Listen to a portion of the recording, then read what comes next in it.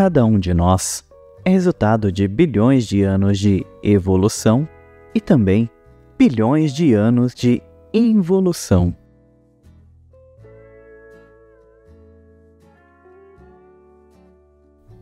Bilhões de anos de ações e suas consequências nos levaram a este momento atual. As ações de quem viveu antes de nós nos deram este corpo e esta vida. Isto é realmente um presente incrível e precioso, mas o que estamos fazendo com isso? Como é que nosso comportamento hoje cria consequência para nossos filhos e filhas? Infelizmente, nossa situação é muito grave e está se tornando cada vez mais ameaçadora.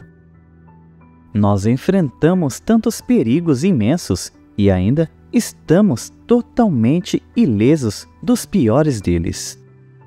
Para entender a realidade da nossa situação, precisamos entender como chegamos aqui. Somente assim, realmente entenderemos como mudar nossas vidas. Como é popularmente dito, aqueles que ignoram suas histórias estão condenados a repeti-las.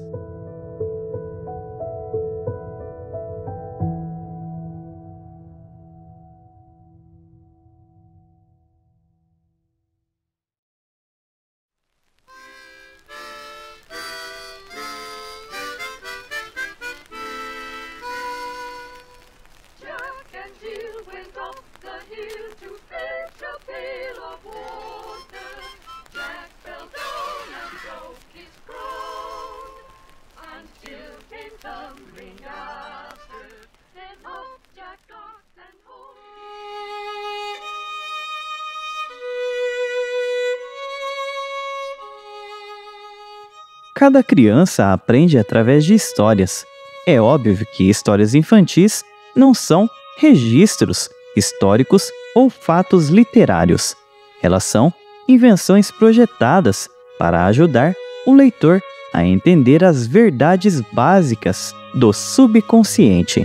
Os mitos e histórias religiosas são a mesma coisa.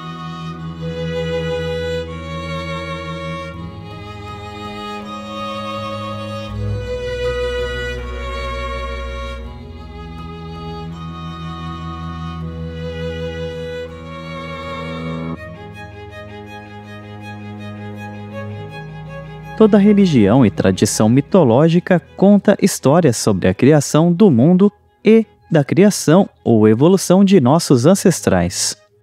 Mas as pessoas modernas cometem o erro de interpretar essas histórias literalmente. Mitos religiosos não são literais, são simbólicos e é preciso saber como interpretá-los. Na verdade, o livro místico e secreto do judaísmo, o Zohar, diz o seguinte: as histórias do ensinamento são como um cobertor que o envolve. Existem pessoas tolas que, ao verem um homem vestido com roupas elegantes, não olham além das roupas, mesmo que seja o corpo que dá valor às vestes. E, mais precioso ainda, é a alma. O ensinamento também tem seu corpo e sua alma. Os simplórios não pensam em nada além do cobertor, que são as histórias do ensinamento. Eles não sabem de mais nada e não veem o que está escondido por trás delas. Os sábios não se prendem às roupas, mas ao corpo que o cobertor da história reveste. Finalmente, os sábios se concentram apenas na alma, que é a base de tudo o resto, e é o verdadeiro ensinamento em si.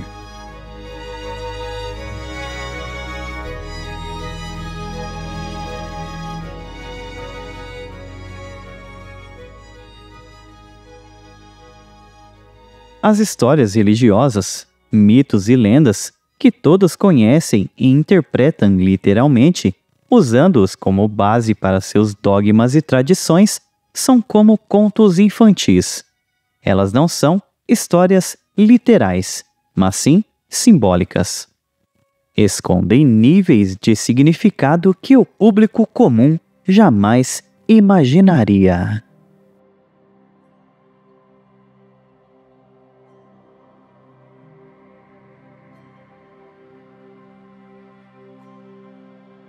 Por exemplo, os mitos gregos são famosos e inúmeros livros foram escritos sobre seus significados, mas nenhum deles revela a verdade completa. Os verdadeiros significados dos mitos gregos nunca foram revelados ao público em geral.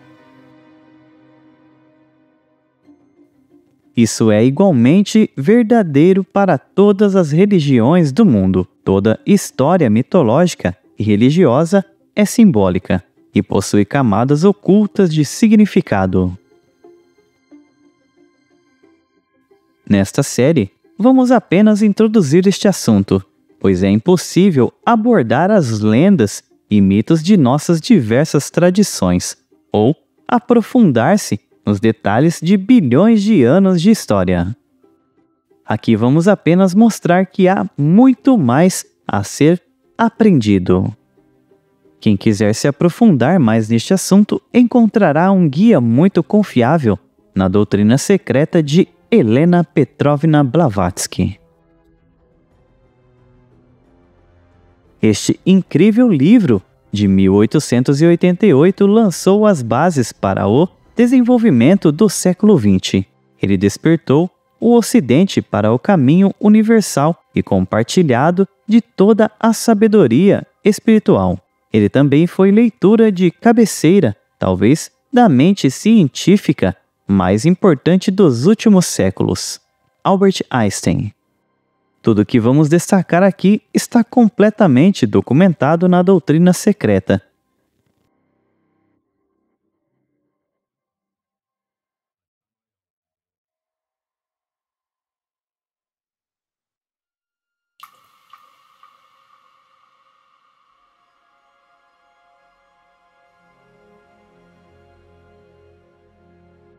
A ciência moderna insiste na doutrina da evolução. Assim também fazem a razão humana e a doutrina secreta. Essa ideia é corroborada pelas lendas e mitos antigos e até mesmo pela Bíblia, quando lida nas entrelinhas. A ciência moderna traça uma linha do tempo da evolução, baseada em fragmentos de evidências físicas. Mas a maior parte da nossa história não ocorreu na matéria física. A evolução não começa nem termina no mundo físico. Na verdade, o mundo físico é simplesmente uma camada externa, uma pele fina.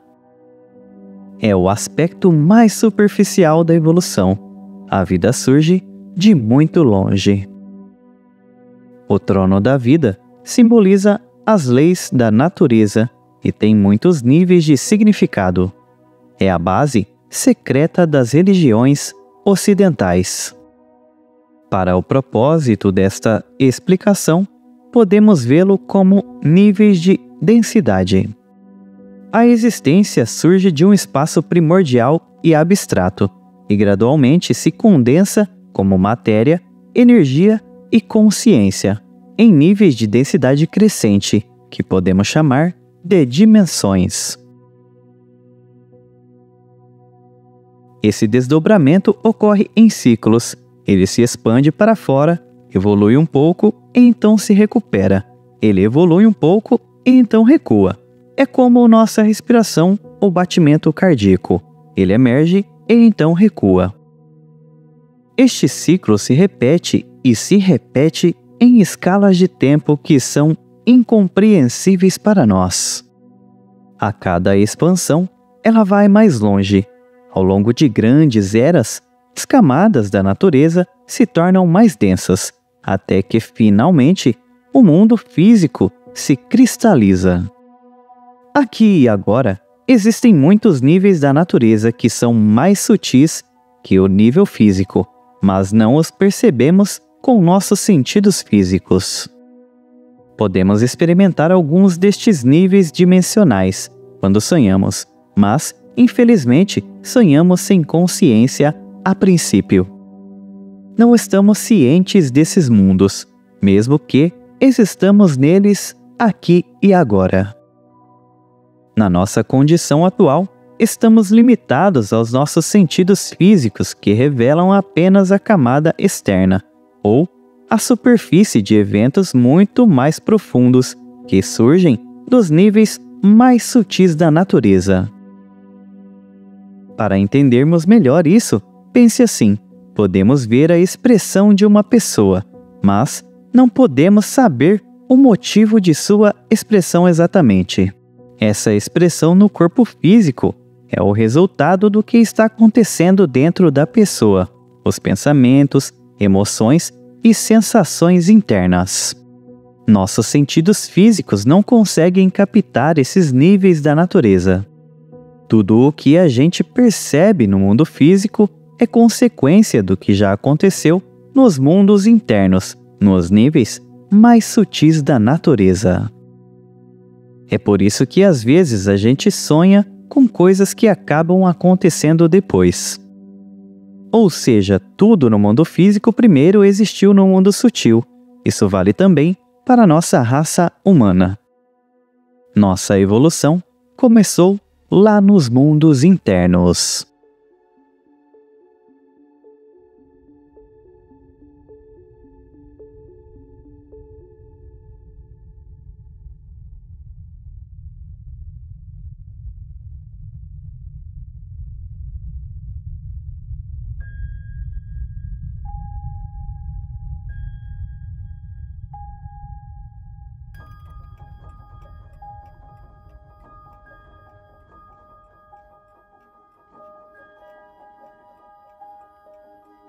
Nós não somos a primeira raça humana neste planeta. E nós não seremos a última. Antes de nós, existiram 4 grandes civilizações. As escrituras mais antigas simbolizam nossos ancestrais de forma diferente em cada tradição. Mas uma vez que você conhece os dados, você pode ver que elas contam a mesma história.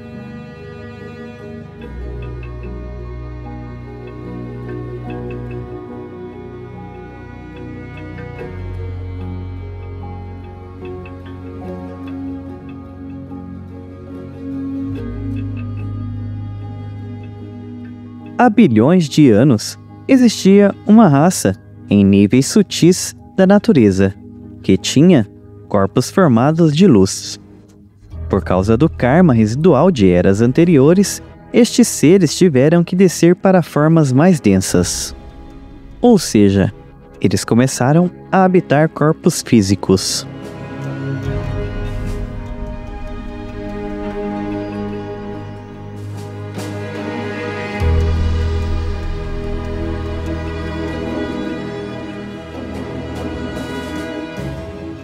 Há bilhões de anos, quando a Terra ainda estava em formação, as formas sutis nas dimensões internas foram gradualmente se cristalizando no nível físico.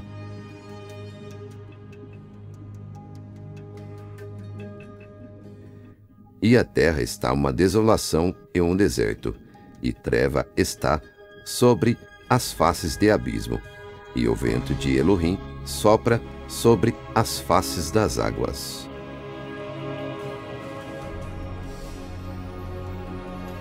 Nossas mitologias descrevem os titãs primordiais, os grandes deuses e deusas dos tempos antigos. Esses mitos, como Avalon e os Tuatha de Danann, representam a antiga raça de Polaris. Suas terras foram lembradas como Thule, Tula, Aztlan, Avalon, Asgard e muitos outros nomes.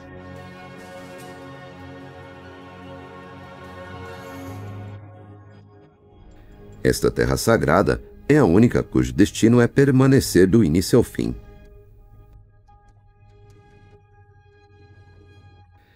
É o berço do primeiro homem e o lar do último mortal divino.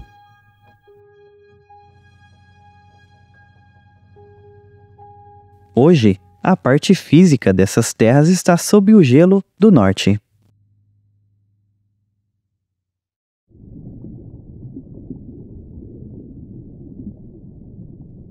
A raça de polares era semi-etérea, semifísica. Eram muito belos, com uma cor negra intensa, e não tinham gênero ou raça. Eram cheios de virtudes, sabedoria e inteligência. Os corpos eram colossais, mas sutis, amorfos, um pouco parecido com uma célula.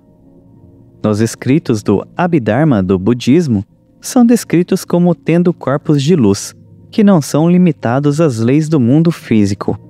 Podiam se esticar ou contrair à vontade.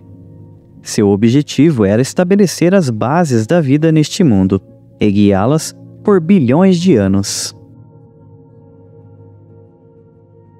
Nos escritos antigos, tem muitos nomes e representações simbólicas. Os escritos indianos os chamam de Prajapatis, os nascidos do ser.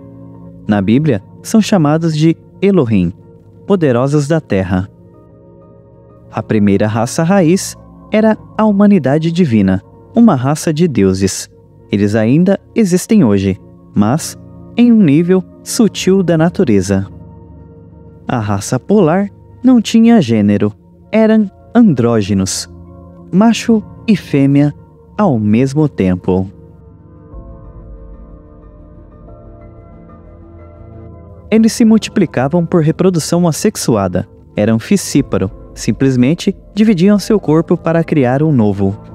Assim como as células não têm gênero e se reproduzem assexuadamente por divisão, era assim que nossos ancestrais antigos se reproduziam, e é assim que nosso corpo começa.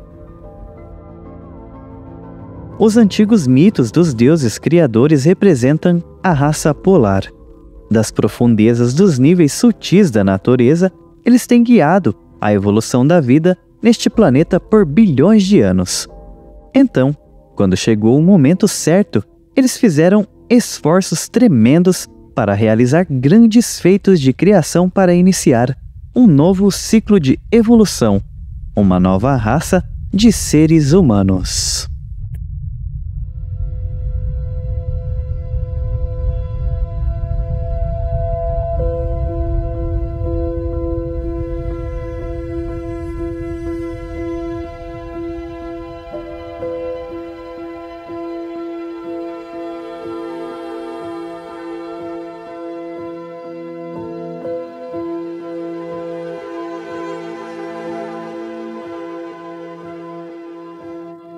Há milhares de anos, os Elohim guiaram o desenvolvimento de uma nova raça, em forma um pouco mais densa.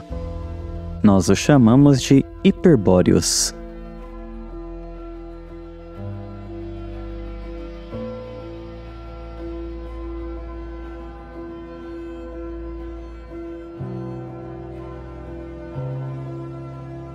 A parte física de algumas de suas terras ainda existe hoje no norte da Europa e na Ásia.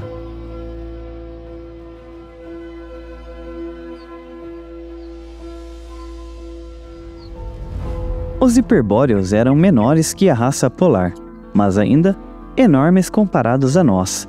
Seus corpos eram um pouco mais densos do que a raça polar, mas ainda não eram totalmente físicos. Na Bíblia, isso é representado por outro nível de luz. E diz, Elohim, que esteja a luz, e está a luz.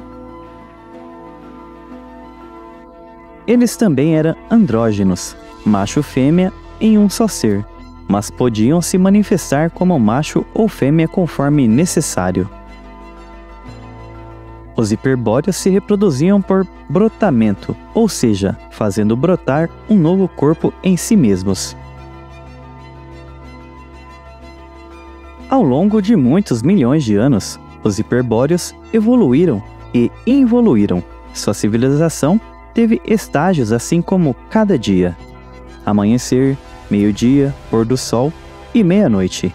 Essas são as 4 eras: a Era de Ouro, a Era de Prata, a Era de Bronze e a Era de Ferro. Os 4 estágios na vida de qualquer coisa, os estágios de evolução e involução.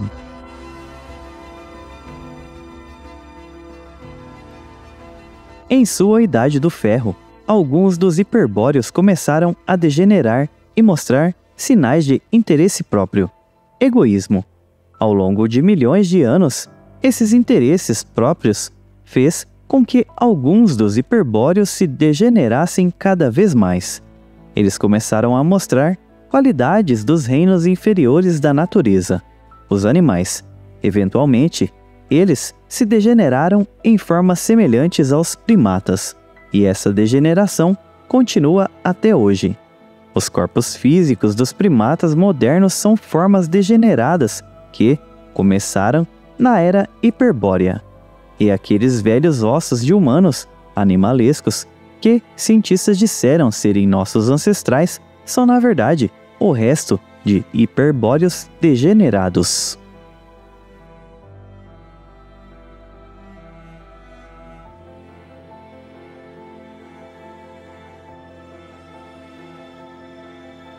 No final da Era Hiperbórea havia violência e escuridão. A raça hiperbórea foi destruída por furacões, e um grupo seleto deles foi escolhido para lançar as bases de uma nova era de desenvolvimento.